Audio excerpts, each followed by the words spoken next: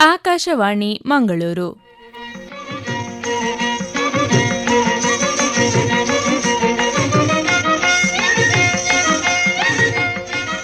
ವನಿತಾವಾಣಿ ಮಹಿಳೆಯರಿಗಾಗಿ ಕಾರ್ಯಕ್ರಮ.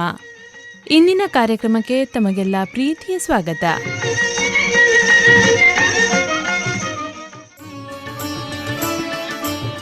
ಇಂದಿನ ನಮ್ಮ ಕಾರ್ಯಕ್ರಮದಲ್ಲಿ ಗೆಳತಿಯರ ಬಳಗ ಎಕ್ಕೂರು ಇವರಿಂದ ಕಾರ್ಯಕ್ರಮ ವೈವಿಧ್ಯ. ಪ್ರಿಯ ಕೇಳುಗರೆ ನಮಸ್ಕಾರ. ಗೆಳತಿಯರ ಬಳಗ ಎಕ್ಕೂರು ಇವರಿಂದ ವನಿತಾವಾಣಿ ಕಾರ್ಯಕ್ರಮಕ್ಕೆ ಆತ್ಮೀಯವಾದ ಸ್ವಾಗತ. ವನಿತಾವಾಣಿ ಕಾರ್ಯಕ್ರಮವು ಮಹಿಳೆಯರ ಶಕ್ತಿ, ಸ್ವಾಭಿಮಾನ ಮತ್ತು ಸಮಾಜದಲ್ಲಿ ಅವರ ಪಾತ್ರವನ್ನು ಎತ್ತಿ ತೋರಿಸುವ ಪ್ರೇರಣಾದಾಯಕ ವೇದಿಕೆ. ಮಹಿಳೆಯರ ಧ್ವನಿಗೆ ವೇದಿಕೆಯಾಗುವ ಈ ಕಾರ್ಯಕ್ರಮವು ಪ್ರತಿಯೊಬ್ಬ ಕೇಳುಗರ ಮನಸ್ಸಿನಲ್ಲಿ ಸಕಾರಾತ್ಮಕ ಚಿಂತನೆ ಮೂಡಿಸಲಿದೆ ಎಂಬ ವಿಶ್ವಾಸ ನಮಗಿದೆ. ಇಂತಹ ಅರ್ಥಪೂರ್ಣ ಕಾರ್ಯಕ್ರಮ ಶುಭಾರಂಭ ಮಾಡುವ ಮುನ್ನ ಭಾರತೀಯ ಪರಂಪರೆಯಂತೆ ದೇವರ ಸ್ಮರಣೆಯ ಮೂಲಕ ಮನಸ್ಸನ್ನು ಶಾಂತಗೊಳಿಸೋಣ. ಈಗ ಪ್ರಾರ್ಥನೆ ನಮ್ಮ ಗೆಳತಿಯರಿಂದ. ಮೂಷಿಕ ವಾಹನ ದೋಷ ವಿನಾಶನ ದೋಷವನೋಡದೆ ಪೋಷಿಸೆನ್ನ.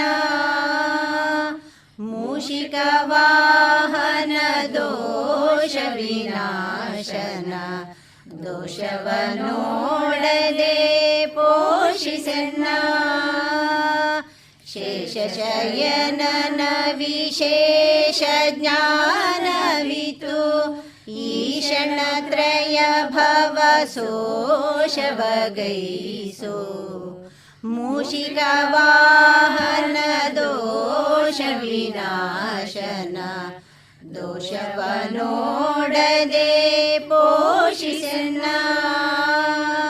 ನವವಿಧ ಭಕುತಿಯೋ ಪವನ ತ್ರಿಪೂಜೆಯೋ ನವನವ ಪಾಲಿಸೋ ಘನವರ ಪುತ್ರನೇ. ಮೂಷಿಕ ವಾಹನ ದೋಷ ವಿನಾಶನ ದೋಷವನೋಡದೆ ಪೋಷಿಸೆನ್ನ. ಪಾತಕವನ ಧೂಮಕೇತನೆ ಗುರು ಜಗನ್ನಾಥ ವಿಠಲ ಸಂಪ್ರೀತಿ ಪಾತ್ರನು ನೀನೇ. ಪಾತಕವನ ಧೂಮಕೇತನೆ ಗುರು ಜಗನ್ನಾಥ ವಿಠಲ ಸಂಪ್ರೀತಿ ಪಾತ್ರನು ನೀನೇ.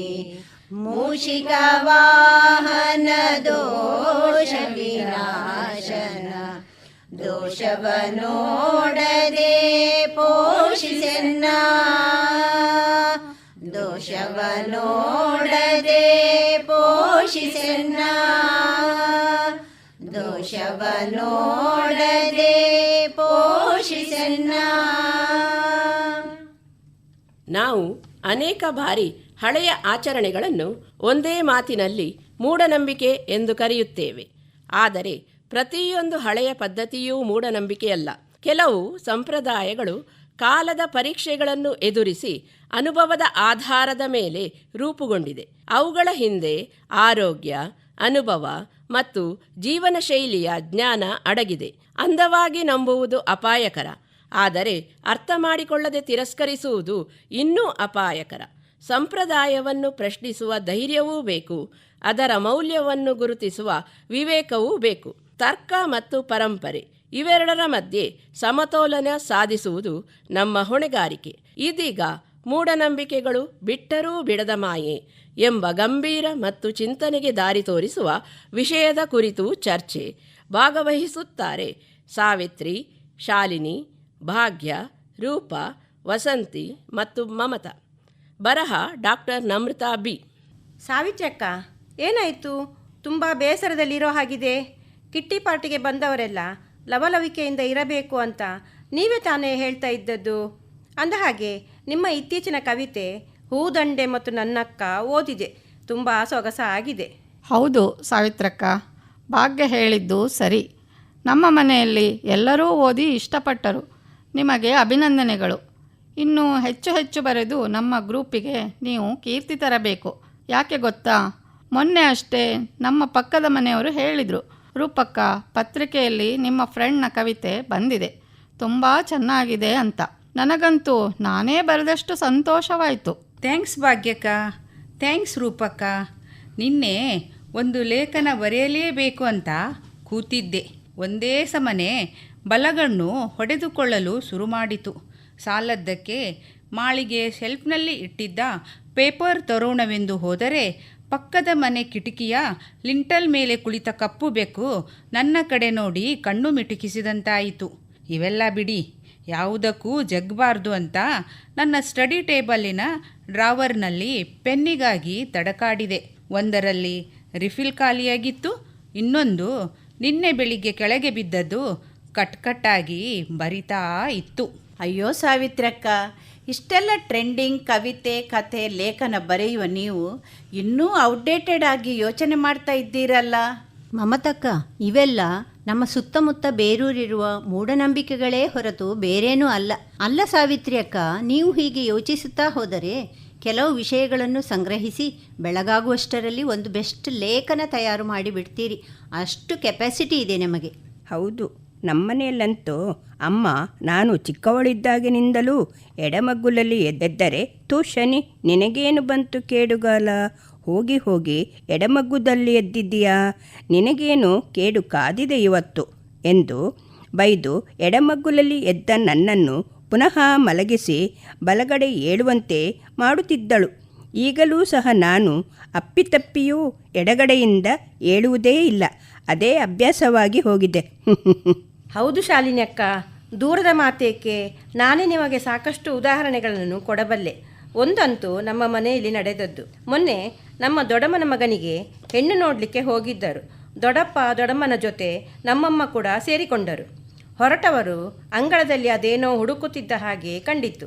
ದೊಡ್ಡಮ್ಮ ಬಗ್ಗಿದವರು ಕೈಯಲ್ಲಿ ಏನೋ ಎತ್ತಿಕೊಂಡು ಸೆರಗಿಗೆ ಕಟ್ಟಿಕೊಂಡರು.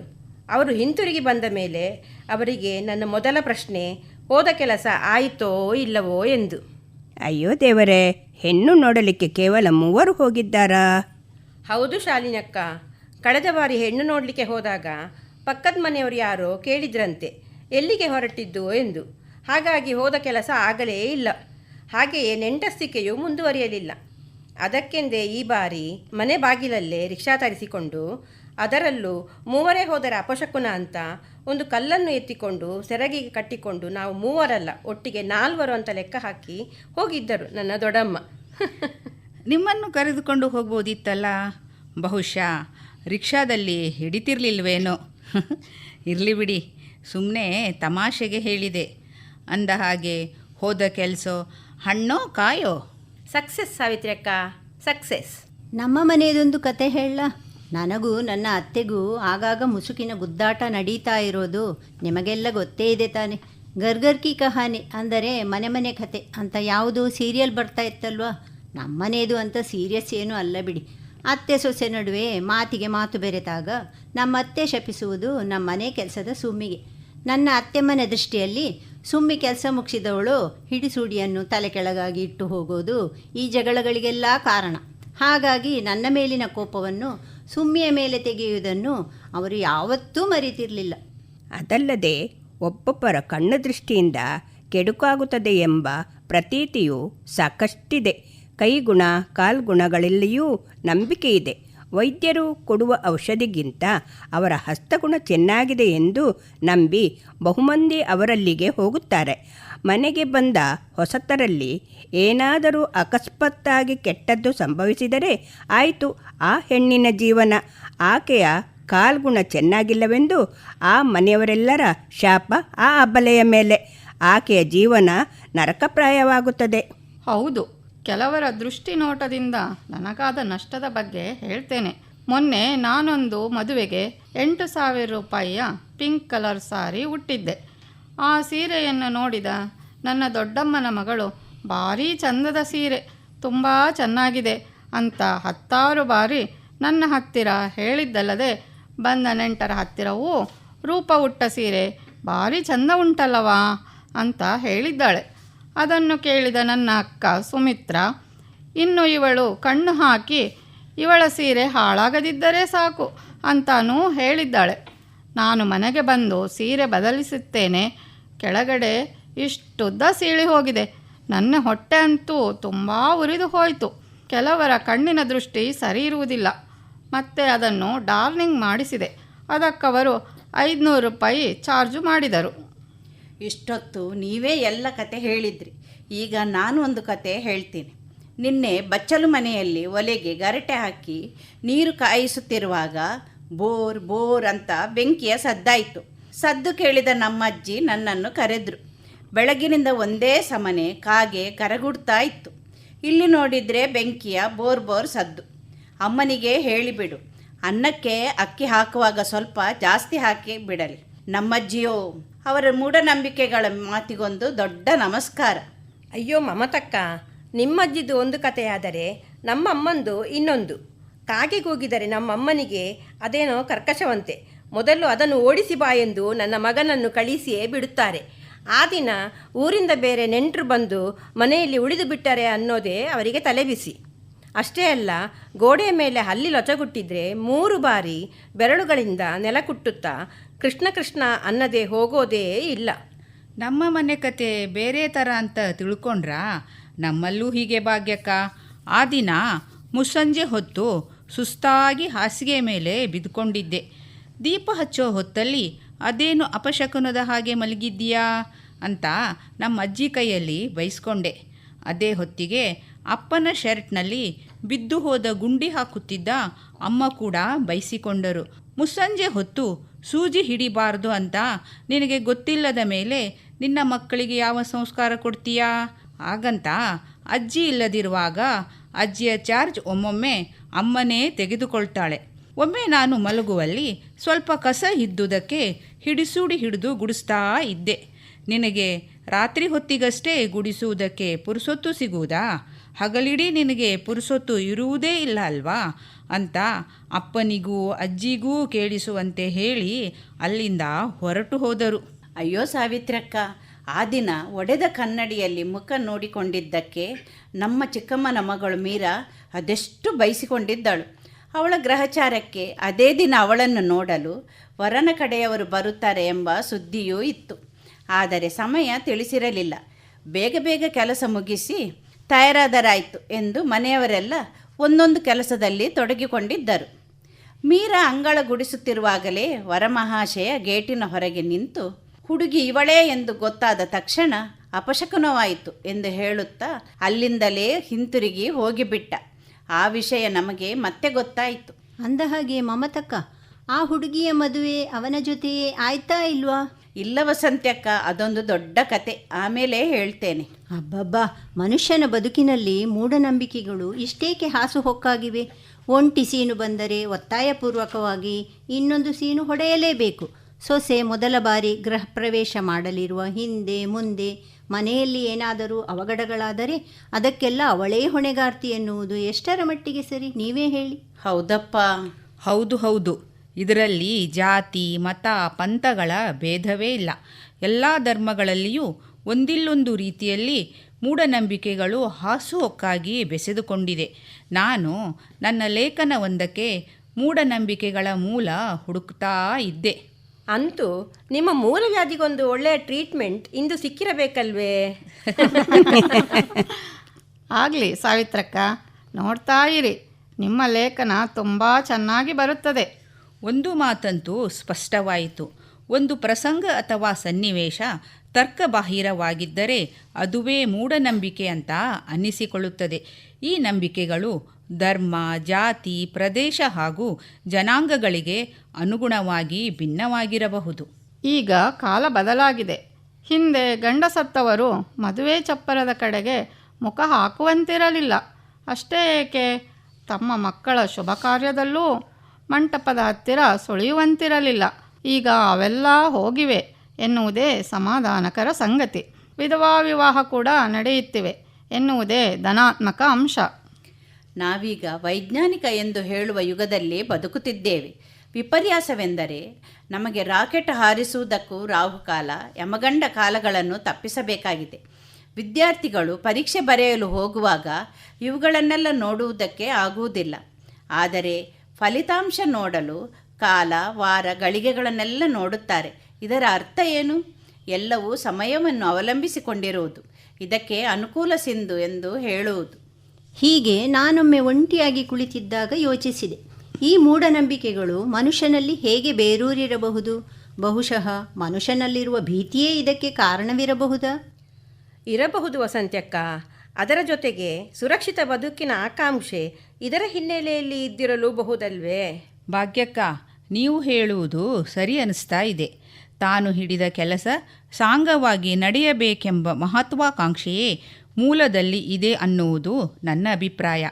ಒಟ್ಟಿನಲ್ಲಿ ಅಪಜಯ ತನ್ನನ್ನು ತಟ್ಟದಿರಲಿ, ಕೆಡಕು ತನ್ನನ್ನು ಮುಟ್ಟದಿರಲಿ ಎಂಬ ಪ್ರಬಲವಾದ ನಂಬಿಕೆಯೇ ಮನುಷ್ಯನನ್ನು ಈ ಕವಲುದಾರಿಗೆ ತಂದು ನಿಲ್ಲಿಸಿದೆ ಎಂದರೆ ತಪ್ಪಾಗಲಾರದು. ಮೊನ್ನೆ ಅಷ್ಟೇ ಯೂಟ್ಯೂಬ್ನಲ್ಲಿ ಒಂದು ಮಕ್ಕಳ ಕತೆ ನೋಡಿದ್ದೆ. ಅದನ್ನೇ ಶಾಲೆಗೆ ಹೋಗಿ ಮಕ್ಕಳಿಗೆ ಹೇಳಿದರಾಯಿತು ಅಂತ ಪ್ಲ್ಯಾನ್ ಮಾಡಿದ್ದೆ. ಈಗಿನ ಮಕ್ಕಳು ಬಲು ಚೂಟಿ. ಒಂದು ಬಾರಿ ಹೇಳಿದ ಕತೆಯನ್ನು ಇನ್ನೊಮ್ಮೆ ಪುನರಾವರ್ತಿಸುವಂತಿಲ್ಲ. ಕಥೆನಾ? ಏನದು? ಕತೆ ಕೇಳುವುದಕ್ಕೆ ನಮಗಂತೂ ವಯಸ್ಸಿನ ಮಿತಿಯೇ ಇಲ್ಲ. ಒಬ್ಬ ಬ್ರಾಹ್ಮಣರ ಮನೆಯಲ್ಲಿ ಪೂಜೆ ಹೊತ್ತಿಗೆ ಬೆಕ್ಕನ್ನು ಹಿಡಿದು ತಂದು ಬುಟ್ಟಿಯ ಅಡಿಯಲ್ಲಿ ಇರಿಸಿ ಪೂಜಾ ಕಾರ್ಯ ನೆರವೇರಿಸುವುದು ವಾಡಿಕೆಯಾಗಿತ್ತಂತೆ. ಆ ಬಗ್ಗೆ ಯಾರೂ ಎಂದಿಗೂ ತಲೆ ಕೆಡಿಸಿಕೊಂಡದ್ದೇ ಇಲ್ಲವಂತೆ. ಆ ಮನೆಯಲ್ಲಿ ಒಬ್ಬ ಓದು ಬರಹ ಕಲಿತು ಪ್ರಜ್ಞಾವಂತನಾದ. ಬಳಿಕ ಆಸ್ತಿಕತೆ ನಾಸ್ತಿಕತೆಯ ನಡುವಿನ ಅಂತರವನ್ನು ಅರ್ಥ ಮಾಡಿಕೊಂಡ. ನಂತರ ಮನೆಯ ಹಿಂದಿನ ತಲೆಮಾರಿನವರನ್ನು ಪ್ರಶ್ನಿಸಿ ತಿಳಿದುಕೊಂಡದ್ದು ಏನೆಂದರೆ, ಬಹಳ ಹಿಂದೆ ಆ ಮನೆಯಲ್ಲಿ ಒಂದು ಕಳ್ಳಬೆಕ್ಕು ಇತ್ತಂತೆ. ಅದು ಯಾವಾಗಲೂ ಪೂಜೆಗೆ ಮಾಡುತ್ತಿದ್ದ ನೈವೇದ್ಯವನ್ನು ತಿನ್ನುತ್ತಿತ್ತಂತೆ. ಅದಕ್ಕಾಗಿ ಆ ಮನೆ ಯಜಮಾನರು ಪೂಜೆಗೂ ಮೊದಲು ಆ ಬೆಕ್ಕನ್ನು ತಂದು ಬುಟ್ಟಿಯ ಅಡಿಯಲ್ಲಿ ಇಡಲು ಹೆಂಡತಿಗೆ ಹೇಳುತ್ತಿದ್ದರಂತೆ. ಕಾಲ ಕಳೆದಂತೆ ಆ ಬೆಕ್ಕು ಸತ್ತು ಹೋಯಿತು.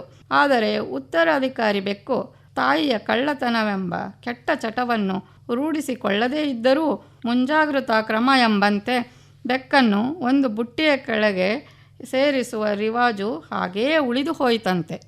ಈಗ ನನಗೊಂದು ಹಿಂದೆ ಓದಿದ ಸಂಗತಿ ನೆನಪಾಗ್ತಾ ಇದೆ. ದಕ್ಷಿಣ ದೇಶದ ಒಬ್ಬ ಪಂಡಿತರು ಸೂರ್ಯಗ್ರಹಣ ವಿಮೋಚನೆಯಾದ ಮೇಲೆ ಕಾವೇರಿ ನದಿಗೆ ಸ್ನಾನ ಮಾಡಲು ಹೋದರಂತೆ. ನದಿಯಲ್ಲಿ ಆಗಲೇ ಅನೇಕ ಮಂದಿ ಸ್ನಾನ ಮಾಡುತ್ತಿದ್ದರಂತೆ. ನದಿಯ ದಂಡೆಯ ಮೇಲೆ ಎಲ್ಲೆಲ್ಲೋ ತಾಮ್ರದ ತಂಬಿಗೆಗಳಿದ್ದವು. ತಮ್ಮ ತಾಮ್ರದ ತಂಬಿಗೆಯನ್ನು ನದಿಯ ದಂಡೆಯ ಮೇಲಿಟ್ಟು ಗುರುತಿಗಾಗಿ ತಂಬಿಗೆಯೊಳಕ್ಕೆ ಸ್ವಲ್ಪ ಮರಳನ್ನು ಆ ಪಂಡಿತರು ಹಾಕಿ ಸ್ನಾನಕ್ಕಾಗಿ ನದಿಯಲ್ಲಿ ಇಳಿದರು. ಆ ವಿದ್ವಾಂಸರು ಮರಳು ಹಾಕಿದ್ದನ್ನು ನೋಡಿದ ಅನೇಕ ಮಂದಿ ಹೀಗೆ ಮರಳು ಹಾಕುವುದರಲ್ಲಿ ಏನೋ ವಿಶೇಷ ಅರ್ಥವಿರಬೇಕು ಎಂದು ಭಾವಿಸಿ ತಾವೂ ಕೂಡ ತಮ್ಮ ತಂಬಿಗೆಗಳಲ್ಲಿ ಸ್ವಲ್ಪ ಸ್ವಲ್ಪ ಮರಳನ್ನು ಹಾಕಿದರು. ವಿದ್ವಾಂಸರು ಸ್ನಾನ ಮುಗಿದ ಮೇಲೆ ತಮ್ಮ ತಂಬಿಗೆಯನ್ನು ಹುಡುಕಲು ಸಾಕಷ್ಟು ಪರದಾಡಬೇಕಾಯಿತು. ಬಹುಪಾಲಿನ ತಂಬಿಗೆಗಳಲ್ಲಿ ಮರಳು. ಅಯ್ಯೋ ಭಗವಂತ, ಹೀಗೂ ಉಂಟೆ ಎಂದು ಆ ವಿದ್ವಾಂಸರು ತಲೆ ಚೆಚ್ಚಿಕೊಂಡರಂತೆ. ಮತ್ತದೇ ಮೂಢನಂಬಿಕೆಗಳಾಗಿ ರೂಪಾಂತರ ಹೊಂದಿರಬೇಕು ಅಲ್ವಾ ಸಾವಿತ್ರಿ ಅಕ್ಕ? ಅಪ್ಪ ನೆಟ್ಟ ಮರಕ್ಕೆ ಮಗ ಜೋತು ಬಿದ್ದರೆ ಅದನ್ನು ನಂಬಿಕೆ ಎನ್ನೋಣವೇ? ಆದರೆ ಅಜ್ಜ ನೆಟ್ಟ ಆಲದ ಮರಕ್ಕೆ ಮೊಮ್ಮಗ ಜೋತು ಬಿದ್ದರೆ ಅದುವೇ ಮೂಢನಂಬಿಕೆ. ಶುಭ ಸಮಾರಂಭಗಳಲ್ಲಿ ದೀಪ ಆರಿ ಹೋದರೆ ಮತ್ತೆ ಹೊತ್ತಿಸಬಹುದು. ಚಪ್ಪರಕ್ಕೆ ಬೆಂಕಿ ಬಿದ್ದರೆ ಅಗ್ನಿಶಾಮಕ ದಳದವರನ್ನು ಕರೆಯಿಸಬಹುದು. ಶುಭ ಕಾರ್ಯಕ್ಕೆ ಹೊರಟಾಗ ಎಲ್ಲಿಗೆ ಹೊರಟಿದ್ದೀರಿ ಎಂದು ಕೇಳಿದವರನ್ನು ಸುಳ್ಳು ಹೇಳಿ ದಾರಿ ತಪ್ಪಿಸಬಹುದು. ಆದರೆ ಇದೆಲ್ಲದರ ಹಿಂದೆ ನಮ್ಮಲ್ಲಿ ವಾಸ್ತವದ ಅರಿವಿರಬೇಕು, ಸಮಯ ಪ್ರಜ್ಞೆ ಇರಲೇಬೇಕು. ಸರಿಯಾಗಿ ಹೇಳಿದ್ರಿ ಸಾವಿತ್ರಿ ಅಕ್ಕ. ಇನ್ನೊಂದು ಆಶ್ಚರ್ಯಕರ ಘಟನೆಯನ್ನು ನಾನು ಹೇಳಲೇಬೇಕು. ನನ್ನ ನಾದಿನಿ, ಅದೇ ಇಂಜಿನಿಯರ್ ಆದವಳು ಬೆಂಗಳೂರಿನಲ್ಲಿ ಇದ್ದಾಳೆ ಅಂತ ನಾನು ಯಾವತ್ತೂ ಹೇಳ್ತಾ ಇರ್ತೇನಲ್ವಾ. ಅವಳ ಐಕಾನ್ ಅಪಾರ್ಟ್ಮೆಂಟ್ನಲ್ಲಿ ಲಿಫ್ಟ್ ಒಳಗಡೆ ನೋಡಿದರೆ 12ರ ನಂತರ 14ನೇ ನಂಬರ್ ಇತ್ತು. ಅವಳಲ್ಲಿ ವಿಚಾರಿಸಿದಾಗ ಹೇಳಿದಳು, 13ನೇ ಮಹಡಿ ಯಾರಿಗೂ ಬೇಡವಂತೆ, ಯಾರೂ ಆ ಮಹಡಿಯನ್ನು ಬುಕ್ ಮಾಡಲೇ ಇಲ್ಲವಂತೆ. ಹಾಗಾಗಿ ಅಲ್ಲಿರುವುದು 12ರ ನಂತರ 14ನೇ ಮಹಡಿ.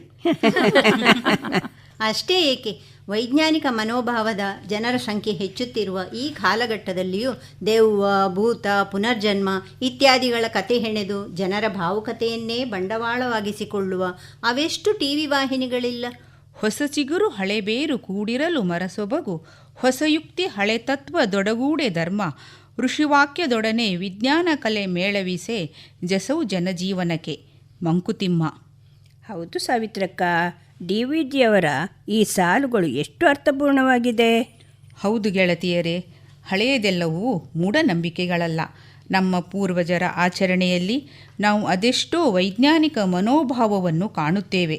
ಆದರೆ ಅದನ್ನು ಶೋಧಿಸಿ ತೆಗೆಯುವ ಜಾಣ್ಮೆ ನಮಗಿರಬೇಕು. ಈಗ ಟಿಫಿನ್ ತೆಗೆದುಕೊಳ್ಳುವ ಮುನ್ನ ನಾನು ಎಲ್ಲರಿಗೂ ಹೃದಯಪೂರ್ವಕವಾಗಿ ಧನ್ಯವಾದ ಹೇಳಲೇಬೇಕು. ಯಾಕೆಂದರೆ ಇವತ್ತು ಮೂಢನಂಬಿಕೆಯ ಬಗ್ಗೆ ಅರ್ಥಪೂರ್ಣವಾಗಿ ಚರ್ಚೆ ಮಾಡಿದೆವು. ಅಂತರಂಗದ ಆತ್ಮತತ್ವವನ್ನು ಸರಳ ಪದಗಳಲ್ಲಿ ವ್ಯಕ್ತಪಡಿಸುವ ಜನಪದ ಗೀತೆ ಮಾನವನ ಅಹಂಕಾರವನ್ನು ಪ್ರಶ್ನಿಸಿ ಭೇದ ಭಾವಗಳ ಮಿತಿಗಳನ್ನು ಕರಗಿಸುವ ದಿವ್ಯ ಸಂದೇಶವನ್ನು ಹೊತ್ತಿದೆ. ತಂದನೋ ತಾನೋ ಪಲ್ಲವಿಯೊಂದಿಗೆ ತೆಂಕಣ ಪಡುವಣ ಯಾವುದು ಮೇಲೋ ಎಂಬ ಸಾಹಿತ್ಯದ ಮೂಲಕ ದಕ್ಷಿಣ ಉತ್ತರ ಭೌತಿಕ ಭೇದಗಳನ್ನು ತಳ್ಳಿಹಾಕಿ ಆತ್ಮಜ್ಞಾನವೇ ಶ್ರೇಷ್ಠವೆಂದು ಸಾರುವ ಸಾತ್ವಿಕ ಸಂದೇಶ ಈ ಜನಪದ ಗೀತೆಯಲ್ಲಿ ಕಾಣಿಸುತ್ತದೆ. ಜೀವನದ ನಶ್ವರತೆಯನ್ನು ತೋರಿಸುವ ಈ ಕೃತಿ ನಮ್ಮೊಳಗಿನ ಚಿಂತನೆಗೆ ಸ್ಪಂದನೆ ನೀಡುತ್ತದೆ. ಈಗ ಮಾರ್ಮಿಕ ಗೀತೆಯನ್ನು ಸಾದರಪಡಿಸುತ್ತಿದ್ದಾರೆ ಮಾನಸ, ಮಮತಾ, ವಸಂತಿ, ಶಾಲಿನಿ, ರೂಪಾ, ಭಾಗ್ಯ, ಶೈಲಜಾ, ಸಾವಿತ್ರಿ ಮತ್ತು ಜ್ಞಾನೇಶ್ವರಿ. ತಂದನ್ನೋ ತಾನೋ ತಾನಂದನ್ನೋ ತಾನೋ, ತಂದನ್ನೋ ತಾನೋ ತಾನಂದನ್ನೋ ತಾನೋ, ತೆಂಕಣ ಪಡುವಣ ಯಾವುದು ಮೇಲೊಂಜಂಗಮ ಕೋಟೆ ಮೇಲಲ್ಲೋ, ತೆಂಕಣ ಪಡುವಣ ಯಾವುದು ಮೇಲೊಂಜಂಗಮ ಕೋಟೆ ಮೇಲಲ್ಲೋ, ಜಂಗಮ ಕೋಟೆ ಒಳಗೆ ಇರುವ ಬನ್ನಿ ಮಕ್ಕಳ ಮಡಿಲಲ್ಲೋ, ಜಂಗಮ ಕೋಟೆ ಒಳಗೆ ಇರುವ ಬನ್ನಿ ಮಕ್ಕಳ ಮಡಿಲಲ್ಲೋ, ತಂದನ್ನೋ ತಾನೋ ತಾನಂದನ್ನೋ ತಾನೋ, ತಂದನ್ನೋ ತಾನೋ ತಾನಂದನ್ನೋ ತಾನೋ, ಹಟ್ಟಿಗೆ ಜಂಗಮ ಬಂದವನೇ ಬಾಗಿಲ ಬಳಿಯಲ್ಲಿ ನಿಂದವನೇ, ಹಟ್ಟಿಗೆ ಜಂಗಮ ಬಂದವನೇ ಬಾಗಿಲ ಬಳಿಯಲ್ಲಿ ನಿಂದವನೇ, ಬಂದ ಜಂಗಮ ನಿಂದವನೇ ದುರು ದುರು ಒಳಗೆ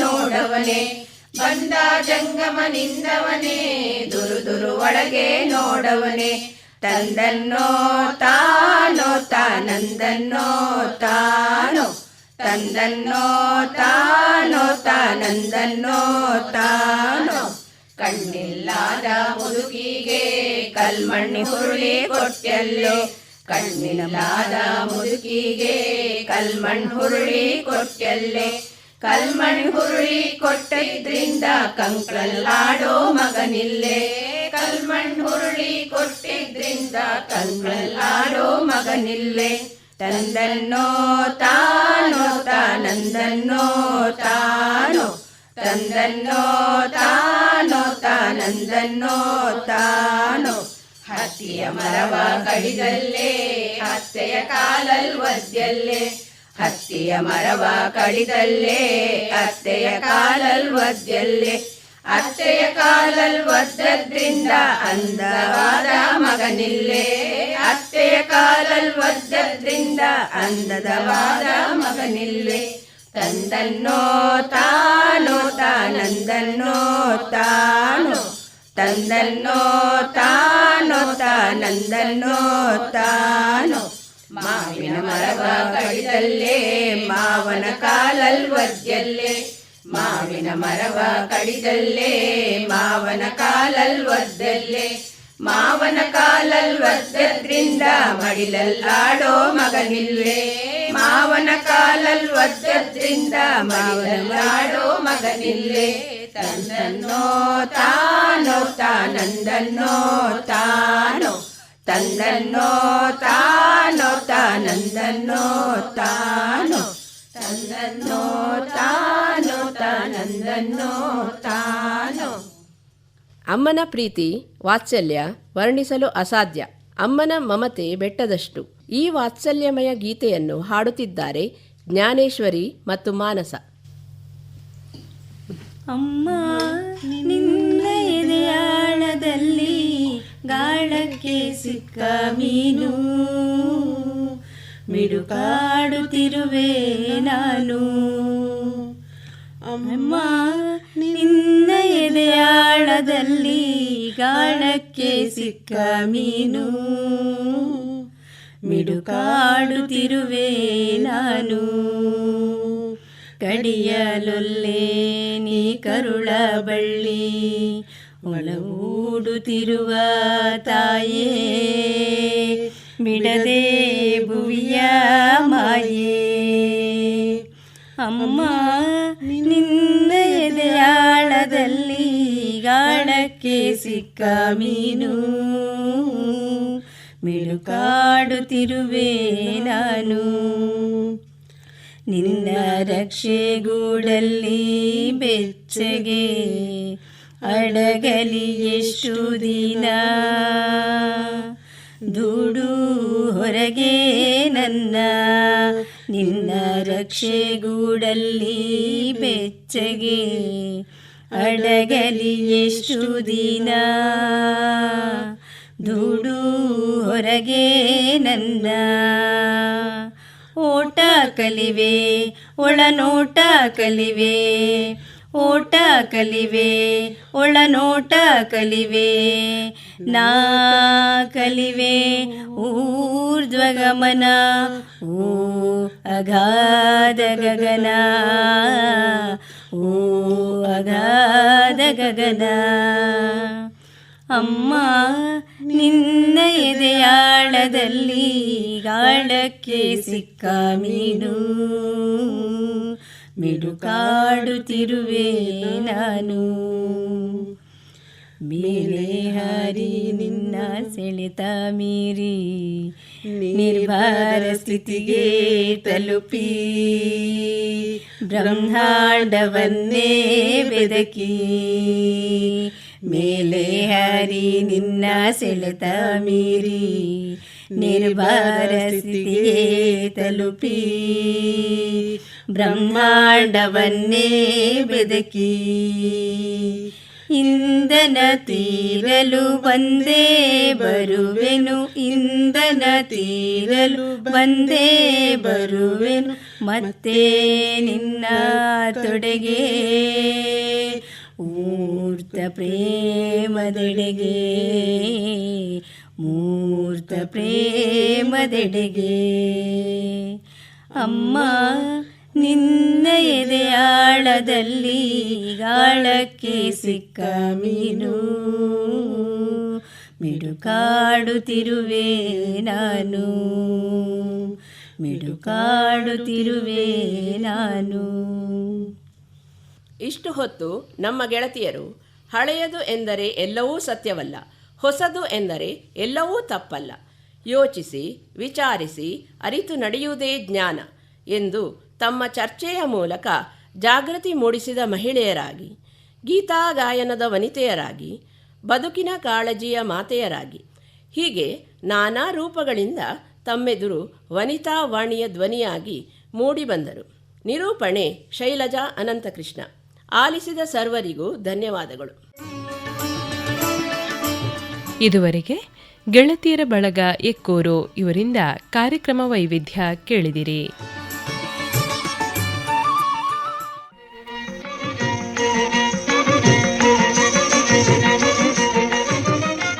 ಇದು ಇಂದಿನ ವನಿತಾವಾಣಿ.